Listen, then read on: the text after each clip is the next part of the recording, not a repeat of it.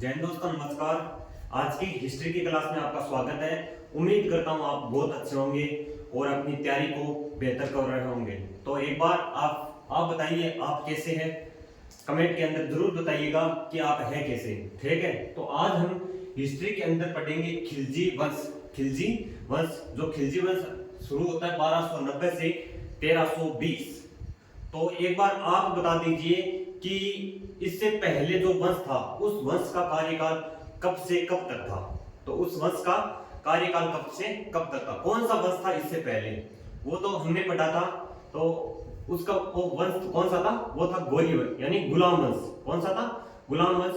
गुलाम वंश का कार्यकाल था 1206 से लेकर 1290 तक। कितने वर्ष उसने राज किया था, तो वो उसने राज किया था 84 वर्ष, जिसको हमने अच्छी तरह से उनको पढ़ लिया है। ठीक है, तो आप अब बोलोगे कि खिलजी वंश, तो भैया ये खिलजी वंश कहां से आ गया, कौन है ये खिलजी।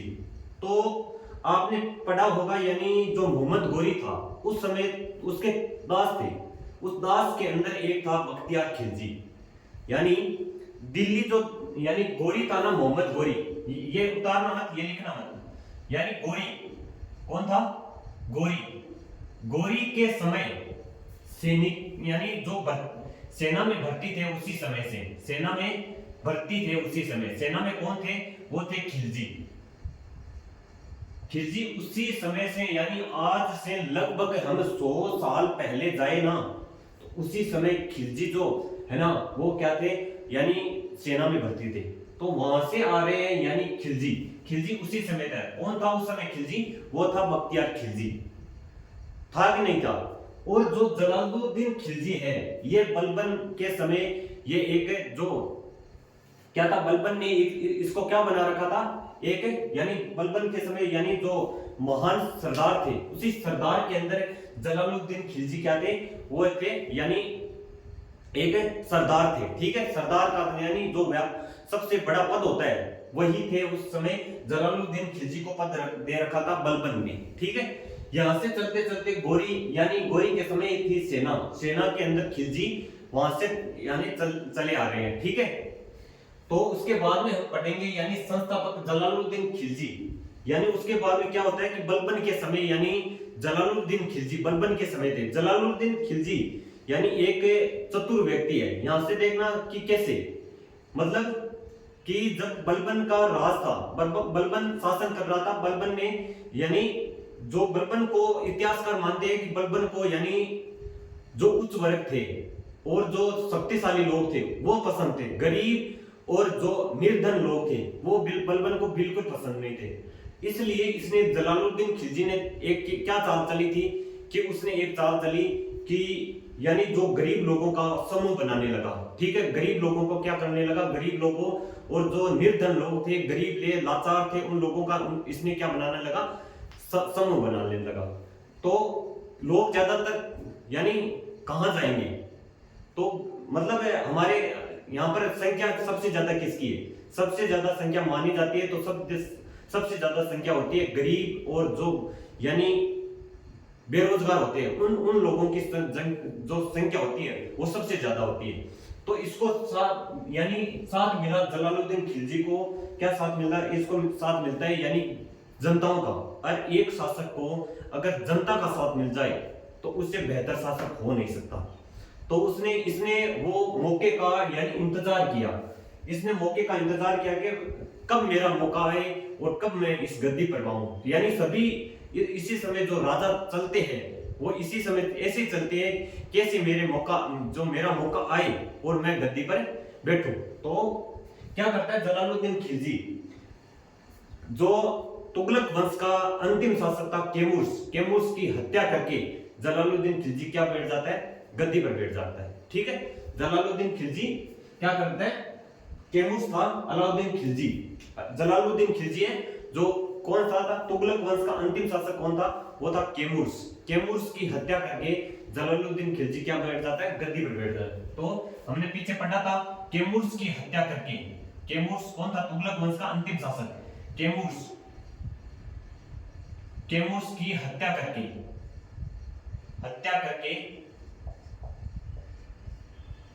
हत्या करके गद्दी पर बैठा। कौन बैठा था?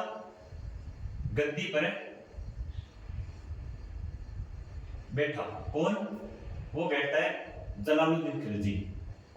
ठीक है, टेमुस की हत्या करके जलालुद्दीन खिलजी क्या बैठ जाता है? गद्दी पर बैठ जाता है। इसने क्या करता है? एक साल और चलता है कि जो हत्या करके वो और क्या कहता है कि यानी किसी को पता नहीं चलने देता, लेकिन फिर भी जनताओं के सामने यानी महान बनने के लिए इसने एक और चाल चली थी कि मैं कभी भी बलबन की गद्दी पर नहीं बैठूंगा, मैं कभी जो बलबन है उसकी गद्दी पर कभी नहीं बैठूंगा। तो ये एक और लिख लेना, इसने कहा यानी ये कभी बलबन की गद्दी पर नहीं बैठा, ये कभी बलबन की गद्दी पर नहीं बैठा, गद्दी पर नहीं बैठा। ठीक है, ये साइड में लिख लेना, इसको नोट करने की जरूरत नहीं है, इसको समझने की जरूरत है। यानी ये कभी बलबन की गद्दी पर नहीं बैठा। कौन नहीं बैठा? जलालुद्दीन खिलजी। ये जनताओं को कहते हैं मैं बलबन की गद्दी पर नहीं बैठूंगा, मैं उसके पास में यानी बैठकर मैं शासन करूंगा, ये कहते हैं। ठीक है, और जनताओं को क्या हो जाता है कि हाँ क्या शासक है, यानी जनताओं का साथ मिलने लगा और महान बनने लगा ये।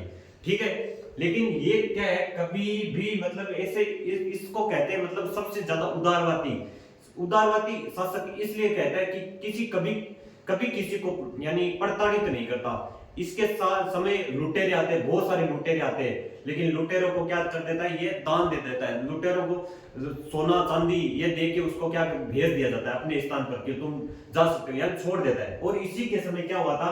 एक मंगोल आक्रमण भी हुआ था। मंगोल आक्रमण हुआ था इसके कारण इसको क्या करते हैं? दिल्ली के अंदर जब मंगोल आक्रमण होता है इसी के समय 1992 के अंदर, तो 92 में जब मंगोल आक्रमण होता है तो मंगोलों को क्या कर देता है? ये क्या करता है? उनको मंगोलपुरी यानी उनको क्या देता है? संरक्षण देता है। इसलिए क्या कर जो दिल्ली के अंदर मंगोलपुरी है वो इसी के समय बसाई गई थी। इसने उन मंगोलों को यानी संरक्षण दिया था। ठीक है, क्या दिया था? संरक्षण दिया था। ठीक है, तो अब हम स्टार्ट करते हैं। यानी आपको समझ में आ गया कि जलालुद्दीन खिलजी है ये गद्दी पर कैसे बैठा था। ठीक है, कैसे बैठा था, तो इसको हम स्टार्ट करते हैं। तो जलालुद्दीन खिलजी बैठता 1290 से 1320 यानी खिलजी वंश। ये तो खिलजी वंश है, लेकिन जलालुद्दीन खिलजी संस्थापक माना जाता है और इसका शासन काल है 1290 से लेकर 1296 तक, 6 वर्ष तक। ठीक है, संस्थापक कौन है? जलालुद्दीन खिलजी। कौन है संस्थापक? जलालुद्दीन खिलजी। ठीक है, और इसको एक जनता ने किसने एक उपाधि दे रखी है? किसको? जलालुद्दीन खिलजी को। उपाधि कौन सी है? वो उपाधि है शाइस्ता खां। कॉपी में नोट कर लेना, इसकी उपाधि का नाम है शाइस्ता खां। जो किसने दी थी? केकुबाद ने दी। केकुबाद कौन है?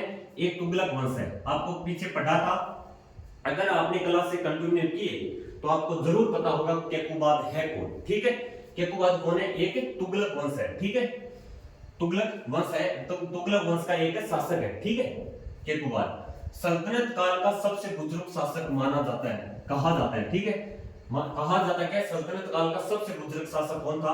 वो था जलालुद्दीन खिलजी। ठीक है, याद रखना, सबसे बुजुर्ग शासक है। सबसे बुजुर्ग शासक अगर माना जाता है तो सबसे ज्यादा बुजुर्ग शासक था जलालुद्दीन खिलजी। ठीक है, और जलालुद्दीन खिलजी के 2 पुत्र, उन 2 पुत्रों का नाम याद रखना। एक का नाम था अरकली खां और एक था इब्राहिम खाने खाना। कौन था? इब्राहिम खाने खाना। ठीक है, याद रखना, एक तो अरकली खां और एक कौन था? इब्राहिम खाने खाना। नोट करते चलना, मैं धीरे धीरे चलना और समझा के चल रहा हूं। ठीक है, और कॉपी में साथ में नोट करते रहना। मलिक छज्जू का विद्रोह 1290 में हुआ था। किसका हुआ था? मलिक छज्जू का। ये आप कहोगे मलिक छज्जू कौन है? तो मलिक छज्जू है बलबन का भतीजा। मलिक छज्जू कौन है? बलबन का भतीजा। जब मलिक छज्जू ने यानी मलिक छज्जू को बलबन है, उसने बलबन ने उसको क्या दे दिया था? जो कड़ा की जागीर किसको दे रखी थी? वो दे रखी थी मलिक छज्जू को। ठीक है, लेकिन मलिक छज्जू क्या है यानी उसके सामने झुकता नहीं है जलालुद्दीन खिलजी के सामने। कि जब यानी जलालुद्दीन खिलजी गद्दी पर बैठ जाता है ना, फिर भी वो झुकता नहीं कि मैं अपनी ये जो मुझे जागीर मिल रही है वो मेरे पास में रखूंगा। लेकिन वो क्या कर देता है, विद्रोह कर देता है। किस पर, जलालुद्दीन खिलजी पर। मलिक छज्जू ने कब किया था, वो मोस्ट इंपोर्टेंट है, 1290 के अंदर मलिक छज्जू ने क्या कर दिया था, वो कर दिया था विद्रोह। क्या कर दिया था, विद्रोह कर दिया था। कड़ा मानिकपुर की जागीर मलिक छज्जू के हाथ में थी। ठीक है, क्या थी, जो कड़ा मानिकपुर है, पूरा नाम क्या, कड़ा मानिकपुर, इसकी जागीर किसके हाथ में थी, मलिक छज्जू के हाथ में। लेकिन क्या करता है, ये जागीर छीन लेता है, कौन, जलालुद्दीन खिलजी। और जलालुद्दीन खिलजी ने कड़ा मानिकपुर की जागीर अपने भतीजे अलाउद्दीन खिलजी के हाथ में दे दी। जागीर किसके हाथ में दे देता है, अलाउद्दीन खिलजी के हाथ में। ठीक है, कौन देता है, जलालुद्दीन खिलजी। जलालुद्दीन खिलजी क्या है, इससे छीन लेता है, कौन, किसकी जागीर, कड़ा की जागीर, जो छीन कर कड़ा मानिकपुर इसका जागीर बना देता है अलाउद्दीन खिलजी को। और अलाउद्दीन खिलजी है कौन, इसका भतीजा है। ठीक है,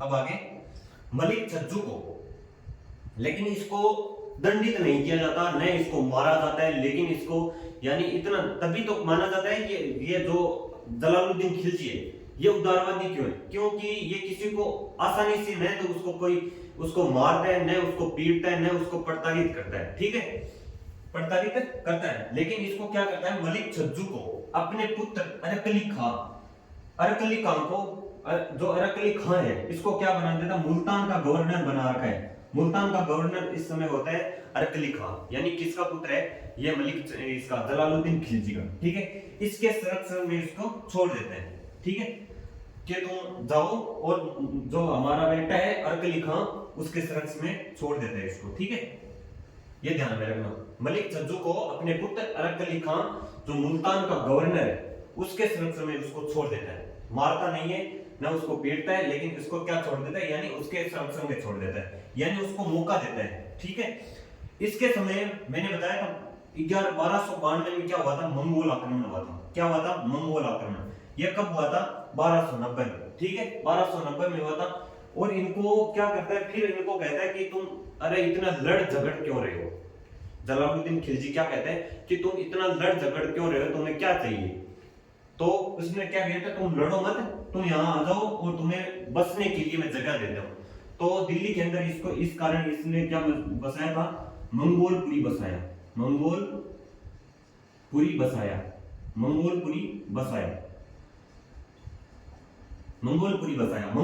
किसके कारण बसाया था, मंगोल आक्रमण के कारण। इसने क्या करता है, इनको संरक्षण देने के लिए इनको कहता है लड़ो मत, इनको क्या कहते हैं, तुम इधर आ जाओ और यहाँ पर बस जाओ।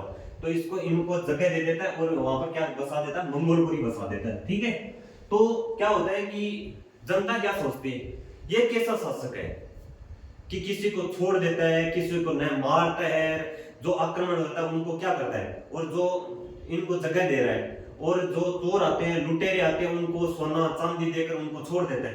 तो लोगों को मतलब एक मजाक बन जाता है। ठीक है, और इसी समय उभरता है जो वो कौन, अलाउद्दीन खिलजी। तो अलाउद्दीन खिलजी सभी जनता धीरे धीरे कहां शिफ्ट हो जाती है, क्योंकि सबसे बड़ा यानी क्रूर व्यक्ति और सबसे यानी बड़ा बुद्धिमान व्यक्ति कौन है उस समय, अलाउद्दीन खिलजी। जनता धीरे धीरे उसकी तरफ शिफ्ट होने लगती है।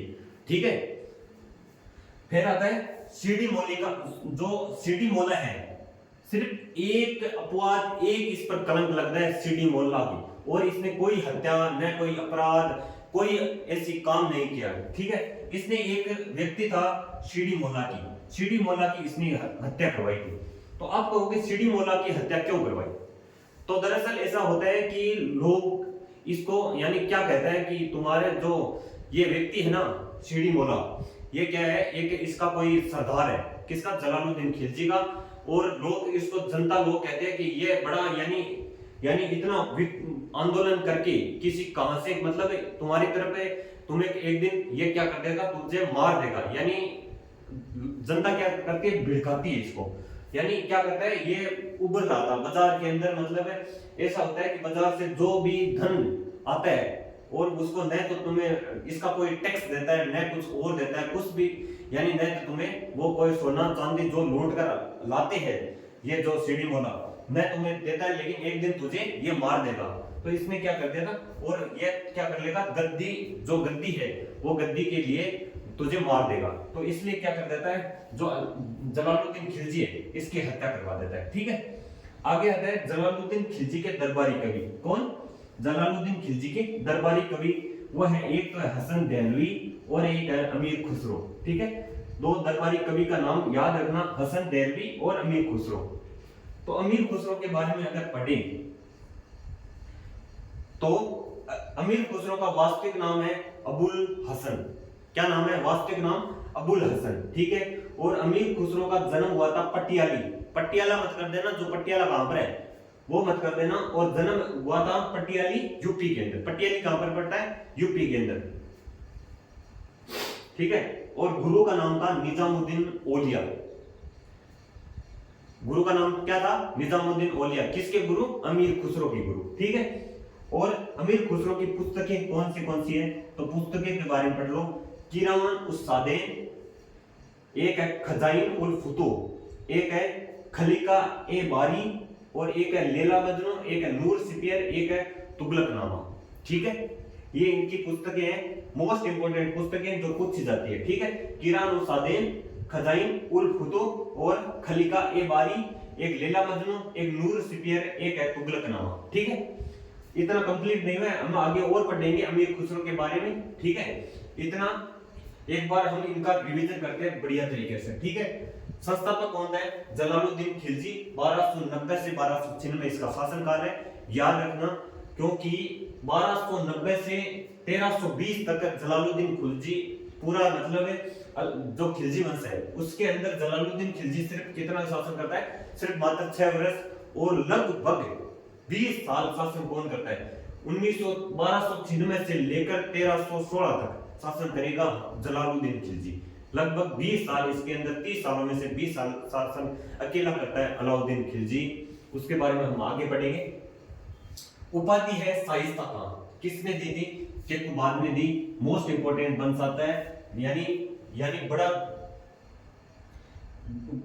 गहराई से समझना, यहां से प्रश्न बहुत बनते हैं। ठीक है, याद रखना। उपाधि शाइस्ता खान, मोस्ट इंपोर्टेंट। सल्तनत काल का सबसे बुजुर्ग शासक पूछा ही जाता है। ठीक है, जलालुद्दीन खिलजी के दो पुत्र हैं, इनके बारे में पूछा जाता है। कौन कौन है? अरकली खान और इब्राहिम खान ए खाना। ठीक है, इब्राहिम खान ए खाना। ठीक है, मलिक छज्जू का विद्रोह हुआ था 1290 के अंदर। कब हुआ था? 1290 में हुआ था। कब हुआ था? 1290 के अंदर। ठीक है, 1290 में कड़ा मानीपुर की जागीर मलिक छज्जू के हाथ में थी। प्रश्न जरूर बनता है कि मड़ा जो बलबन कड़ा मानीपुर की जागीर जलालुद्दीन खिलजी ने किस शासक को दी थी? किस शासक नहीं, किसको दी थी? तो उसने दी थी अपने भतीजे अलाउद्दीन खिलजी के हाथों में। ठीक है, प्रश्न बन सकता है। कड़ा मानीपुर की जागीर मलिक छज्जू के हाथ में थी, ये जागीर छीनकर जलालुद्दीन खिलजी ने कड़ा मानीपुर की जागीर अपने भतीजे अलाउद्दीन खिलजी के हाथों में दे देता है। ठीक है, मलिक छज्जू को अपने पुत्र अरकली खान, यानी मुल्तान का गवर्नर कौन बनाता है? मुल्तान का गवर्नर बना देता है। किसको? अरकली खान को। अरकली खान है कौन? वो है जलालुद्दीन खिलजी का पुत्र, यानी बेटा, के संरक्षण में छोड़ देता है। किसको? मलिक छज्जू को। ठीक है, इसको न मारता है, न कोई पीटता है, न कोई सजा देता है। बिना सजा के इसको एक बार, यानी उसको मौका देता है और अरकली खान के संरक्षण में इसको भेज देता है। ठीक है, मंगोल आक्रमण हुआ था 1292 में। कब हुआ था? 1292 में इस मंगोल आक्रमण हुआ था, और इनको संरक्षण दिया और मंगोलपुरी बसाया। क्या बसाया? मंगोलपुरी बसाया। शिडी मौला की हत्या करवाई, किसने करवाई थी? जलालुद्दीन खिलजी ने। ठीक है, और जलालुद्दीन खिलजी के दरबारी कवि हैं, एक तो हसन दहलवी और एक है अमीर खुसरो। हसन दहलवी और अमीर खुसरो। अमीर खुसरो का वास्तविक नाम क्या है? वो नाम है अबुल हसन। वास्तविक नाम क्या है? अबुल हसन। जन्म होता है पटियाली यूपी के अंदर। ठीक है, और अमीर खुसरो के गुरु का नाम क्या है? वह है निजामुद्दीन औलिया। निजामुद्दीन औलिया। एक पुस्तक है, पुस्तक का नाम है, एक है किरान उस सादेन। कौन सी? किरान उस सादेन। और एक है खजाइन उल फुतूह। एक पुस्तक है किरान उस सादेन, और एक पुस्तक है कौन सी?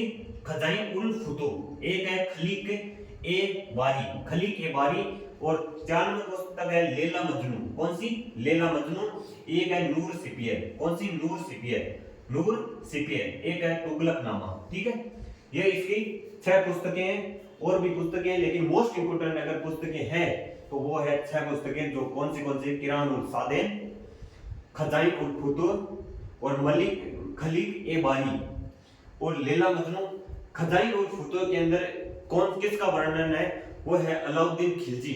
जो अलाउद्दीन खिलजी करता है चित्तौड़ पर आक्रमण, उस चित्तौड़ पर आक्रमण करता है, उसका वर्णन किसके अंदर है? वह है खजाइन उल फुतूर के अंदर। किसके अंदर है? खजाइन उल फुतूर के अंदर। ठीक है, किरान उल सादेन, खजाइन उल फुतूर और खलीक ए बारी, लैला मजनू, नूर सिपियर और तुगलकनामा। ये इसकी 6 पुस्तकें। ये यहाँ से प्रश्न बहुत सारे बनते हैं, इनको याद रखना। ठीक है, और आपको समझ में आ गया कि जलालुद्दीन खिलजी आया कहां से था। ठीक है, ये था यानी बलबन के समय से था। ठीक है, और बलबन के समय यानी इसको एक जागीर मिल रखी थी।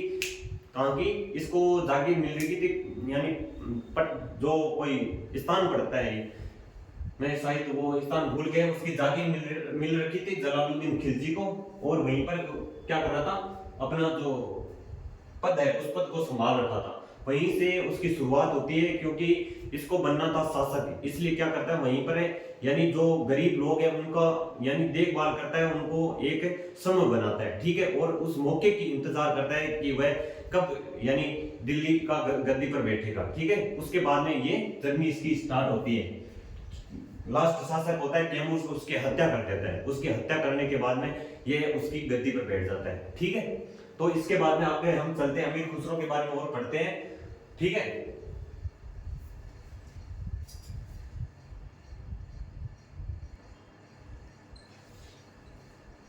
अब आगे अमीर खुसरो के बारे में जानते हैं।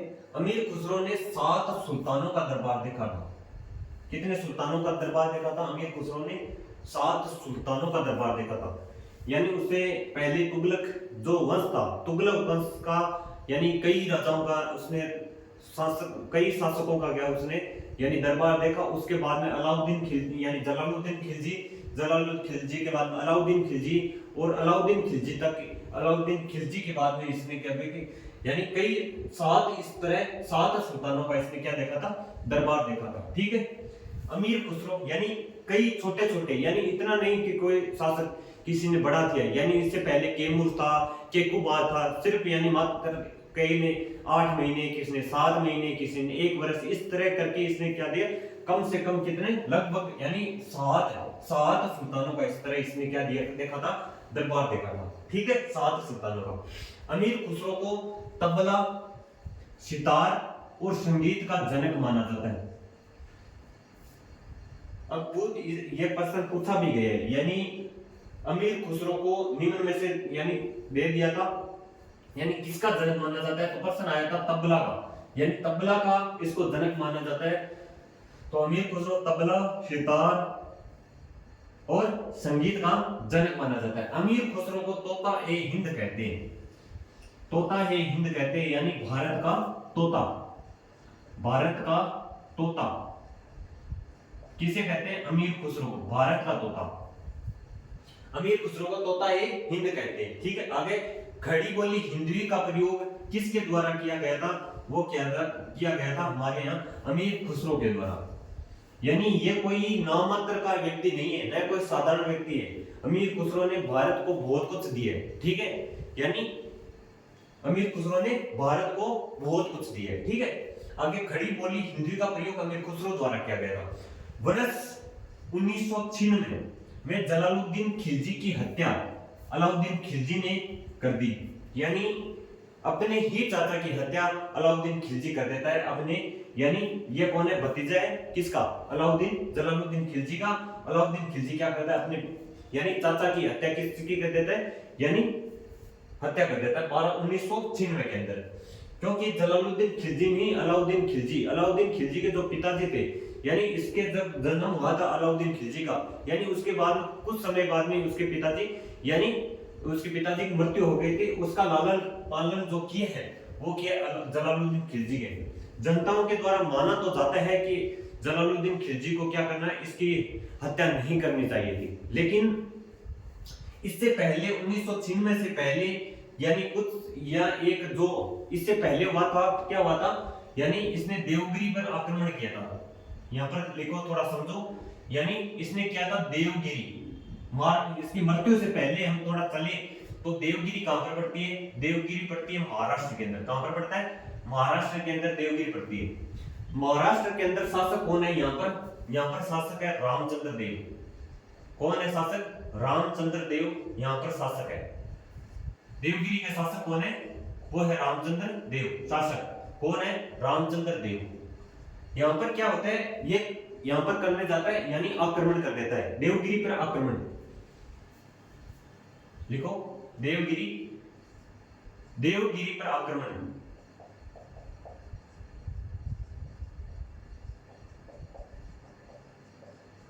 आक्रमण करता है 1900 यानी 1296 के अंदर, 1296 के अंदर। कब करता है, लगभग 20 फरवरी के आसपास इस पर आक्रमण कर देता है। 20 फरवरी 1296 के आसपास इसका क्या कर देता है, देवगिरी पर आक्रमण कर देता है। कौन, ये अलाउद्दीन खिलजी। और वहां का इसका मकसद था, वहां पर क्या करता है, लूट करना। और वहां पर क्या करता है, यानी उस वहां से जो लूट करके आया देवगिरी से, देवगिरी को लूट लेता है। देवगिरी को लूट कर बाद में क्या करता है, रामचंद्र देव की पुत्री से यानी विवाह भी करता है। कौन, अलाउद्दीन खिलजी। और पहले यहाँ पर आक्रमण कर देता है, यहाँ से जो सोना लूटा था, यहाँ से क्या सोना लूटा था, और कहां पर आ जाता है सोना लूट के, वो आ जाता है अपने जो कौन से, कहां पर आता है, कड़ा पर आ जाता है, कड़ा मानिकपुर यहाँ पर आ जाता है। उसके बाद में क्या करता है, यानी जलालुद्दीन खिलजी एक पत्र भेजता है, किसको, अलाउद्दीन खिलजी को, क्यों भांजे या सॉरी भतीजे यानी दिल्ली लेके आ जा सोना। तो अलाउद्दीन खिलजी क्या कहता है, अलाउद्दीन खिलजी पत्र वापस भेजता है और कहता है कि जो ये जनता है ना, ये हमें क्या करता है, यानी वहां पर अगर मैं सोना चांदी वहां पर लेके आ गया तो क्या कर देगी ये जनता, हमें, तुम्हें और मुझे यानी मार देगी। ठीक है, क्या कर देगी, मार देगी। तो बाद में क्या कहता है, जलालुद्दीन खिलजी कहता है, रुक बेटे, आना मत, मैं ही वहां पर आता हूं। क्या करता हूं, मैं ही वहीं पर आता हूं। तो वो क्या करता है, यानी लगभग, और ये तो उसके बाद में आ जाता है कड़ा। कड़ा आने के बाद में कौन आता है, वो आ जाता है अलाउद्दीन, जो जलालुद्दीन खिलजी है वो आ जाता है कड़ा पहुंच जाता है। कहां पर, कड़ा पहुंच जाता है कुछ सैनिकों के साथ। कड़ा जो मानिकपुर है, मानिक यहां पर आ जाता है। कौन, जलालुद्दीन खिलजी। क्योंकि ये जागीर किसके पास है, ये जो जागीर है वो जागीर किसके पास है, अलाउद्दीन खिलजी के पास में। जागीर किसके पास है, एक का मतलब अलाउद्दीन खिलजी के पास में जागीर। और यहाँ पर दिल्ली से कौन आ जाता है, वो जलालुद्दीन खिलजी आता है। जलालुद्दीन खिलजी कहां पर आ जाता है, वो आ जाता है यहाँ पर कड़ा पहुंच जाता है। और कड़ा पहुंचने के बाद में यानी वो अलाउद्दीन खिलजी मन के अंदर ये सोचता है कि हाँ, ये लूट करने के बाद में ये इसके अंदर, दिमाग के अंदर ये आती है कि मैं अब इस गद्दी के लायक हूं, मैं यानी मैं अपना साम्राज्य बना सकता हूं, मैं गद्दी के बैठने के लायक हूं। ये उसके दिमाग में आ जाता है। ठीक है, और जलालुद्दीन खिलजी यहाँ पर पहुंचता है, और जब ये गले मिलता है कौन, जलालुद्दीन खिलजी और अलाउद्दीन खिलजी, तो इसकी क्या कर देता है, इसकी मृत्यु यानी गला काट देता है, मौत, इसकी मृत्यु यानी उसकी हत्या कर देता है। ठीक है, याद रखना, यह थी यानी प्रक्रिया। इसको याद रखने की जरूरत नहीं है। देवगिरी गया था, यानी लगभग कितनी 8000 सैनिक लेकर, 8000 सैनिकों के साथ वो देवगिरी गया था, आक्रमण किया था, देवगिरी आक्रमण। उसको हम आगे और पढ़ेंगे, लेकिन यहाँ पर इसकी क्या कर देता है, हत्या कर देता है। हत्या करने के बाद में क्या करता है, 1206 में जलालुद्दीन खिलजी की हत्या करके अलाउद्दीन खिलजी क्या करता है, गद्दी पर बैठ जाता है। इसके बाद अलाउद्दीन खिलजी क्या करता है, गद्दी पर बैठ जाता है। अलाउद्दीन खिलजी का शासनकाल है वो है 1296 से लेकर 1316 तक, जो हम कल पढ़ेंगे। तो आपको उम्मीद करता हूं आपको यानी पूरी जो ये मैंने यानी कहानी के थ्रू कुछ समझाने की कोशिश की और आपको समझ में आई होगी। तो प्लीज इस चैनल को ज्यादा से ज्यादा शेयर करें और अपने यानी इस चैनल को अगर क्लास के अंदर नए हैं तो प्लीज चैनल को सब्सक्राइब जरूर कर देना और अपने भाई को सपोर्ट जरूर करना। ठीक है, तो फिर मिलते हैं कल एक बेहतरीन क्लास के साथ, वो करंट अफेयर के साथ सुबह। तो उस क्लास से जुड़ना ना भूलें। तो अगर क्लास के अंदर प्लीज अगर चैनल पर नए होना तो प्लीज चैनल को सब्सक्राइब किए हुए मत जाना और ज्यादा से ज्यादा शेयर करना और कमेंट के अंदर जरूर बताना कि आपको क्लास कैसी लगी। तो ठीक है, कल पढ़ेंगे हम क्या अलाउद्दीन खिलजी, जो इसका 1296 से 1316 पूरा कल अलाउद्दीन खिलजी को कंप्लीट कर लेंगे। उसके बाद में हमारा खिलजी वंश कल समाप्त हो जाएगा। ठीक है, तो मिलते हैं फिर नेक्स्ट क्लास में कल करंट अफेयर की क्लास में। तब तक के लिए जय हिंद, जय भारत, थैंक यू।